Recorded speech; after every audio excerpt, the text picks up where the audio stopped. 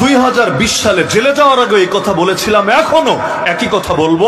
আল্লাহ হায়াতে বাঁচিয়ে রাখলে 100 বছর পর ওই কথাই বলে যাব যে জালেমরা কান খুলে শুনে রাখ, তোদের মুখের স্বাধীনতার দাবি যদি হয়, যে তো বাক স্বাধীনতার কথা বলে নবীরে গালি দেয়, ঠিক আছে, তোদের মুখ যদি লাগামহীনই হয়, এটাই যদি বাক স্বাধীনতার দাবি হয়, তাহলে কান খুলে শোন, তোদের মুখের স্বাধীনতা যদি হয় আমার নবীকে গালি দেওয়া, রাহমাতুল লিল আলামিনের শানে গুস্তাখি করা, অবমাননা করা, তাহলে শুনে রাখ মুসলমানের হাতের স্বাধীনতা হবে তোদের মতো পাপিষ্ঠদেরকে জাহান্নামের দুয়ারে পৌঁছে দাও। বিশ্ব নবীর অপমান, দয়াল নবীর অপমান, শাহজালালের তলোয়ার, বীর খালেদের তলোয়ার, নারায়ে তাকবীর।